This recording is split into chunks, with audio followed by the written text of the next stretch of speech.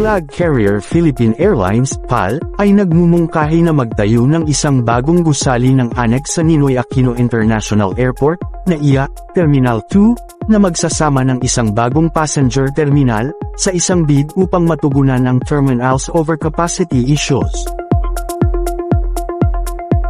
At bago natin ituloy, kung ikaw ay bago pa lang sa aking YouTube channel ay huwag kalimutan mag-subscribe at i-click na rin ang bell icon para lagi kang updated sa mga bago kong upload video.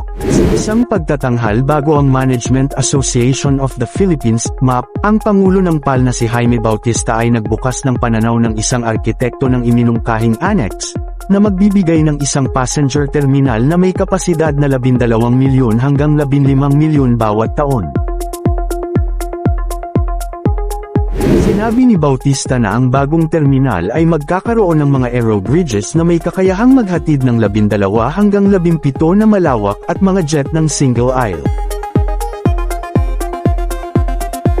Nauna nang iniulat na ang PAL ay handa na mumuhunan ng $400 milyon para sa iminungkahing proyekto, na itatayo sa tabi ng kasalukuyang hub nito sa NAIA Centennial Terminal 2. Diin ni Bautista na ang Terminal 2 ay lumampas na sa 30,000 milyong kapasidad ng pasahero bawat taon noong 2012 habang tinatanggap nito ang halos 42,000 milyong mga pasahero sa isang taon. Dinagdag niya ang proyekto ay makakatulong sa pagdecongest ng paliparan dahil magtatampok ito ng isang bago, 89,000 square meter air terminal, katumbas ng 200 basketball court, sa hilaga ng NAIA 2. Bukod sa passenger terminal, ang komplikado ay isasama ang maraming antas ng paradahan para sa 1,000 mga sasakyan, isang bagong pasilidad ng kargamento at mga pasilidad sa serbisyo sa lupa. Ang iminungkahing gusali ng annex ay itatayo sa 16 na ektaryang lugar na katabi ng NAIA 2, na binubuo ng ngayon defunct na Philippine Village Hotel, ang dating Nayong Pilipino Complex at isang property owned ng Philippine Amusement and Gaming Corporation, PAGCOR.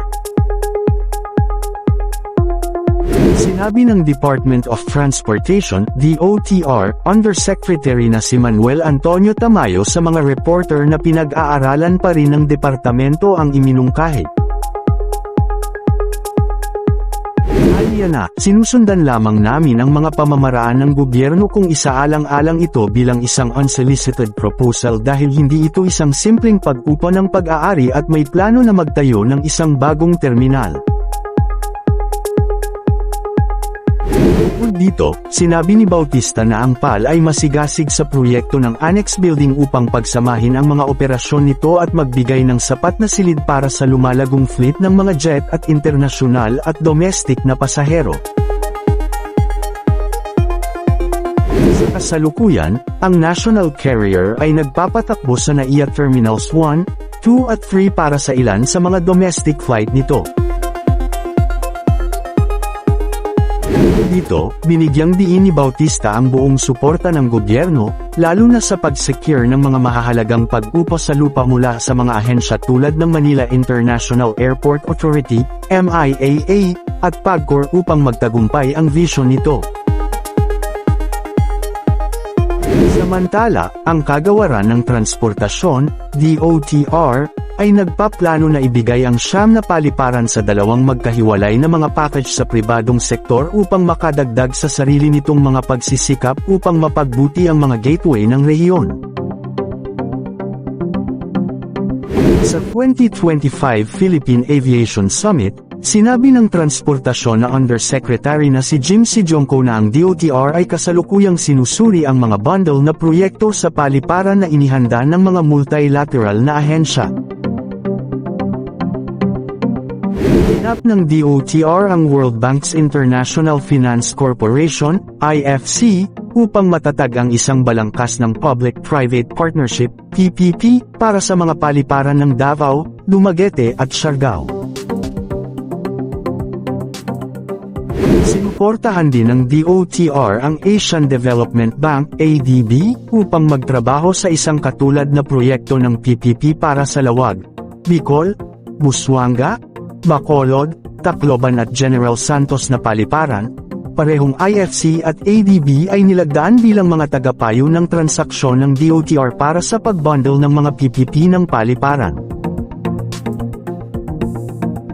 Kapag naaprubahan ang mga proyekto, bibigyan sila ng pribadong sektor sa pamamagitan ng hinihingi na pagbid. Sa prosesong ito, itatakda ng DOTR ang mga parameter ng bid na dapat isaalang-alang ng mga partido kapag nagsumite ng kanilang mga alok.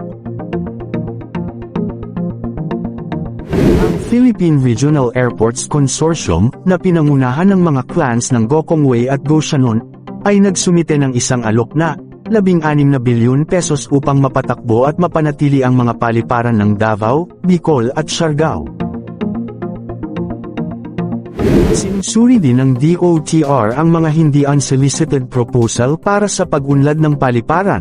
Ang mga Villiers, para sa isa, ay nais na sakupin ang mga operasyon at maintenance ng mga paliparan ng Iloilo at Puerto Princesa. Sa ngayon, ang DOTR ay nakikipag-usap sa mga termino ng 21.27 bilyong pesos panukala ng Villar na pinamunuan ng Prime Asset Ventures Incorporated, PAVI, upang may rehab at palawakin ang Iloilo International Airport. Nag-iintay din ang DOTR para sa Prime Asset Ventures Incorporated na makipagkasundo sa mga papeles nito para sa 11.63 bilyong pesos pag-upgrade ng Puerto Princesa International Airport. Samantala, ang Bukidnon Airport ay na-target para sa mga pangkalahatang operasyon ng aviation sa pamamagitan ng December, habang ang mga komersyal na flight ng turboprop ay magsisimula sa December 2026 at mga operasyon ng jet sa pamamagitan ng 2027. Para sa paliparan ng Bukidnon, ang konstruksyon ay patuloy para sa isang bagong paliparan na idinisenyo upang mapaunlakan ang mga sasakyang panghimpapawid ng jet tulad ng Airbus A320 at A321. Sinabi ng DOTR na ito ay ramping up ang mga pagsisikap na mag-upgrade at palawakin ang mga paliparan sa rehiyon upang suportahan ang pagpapatakbo ng mas malaking sasakyang panghimpapawid sa gitna ng pagtaas ng kapasidad ng domestic at international passengers.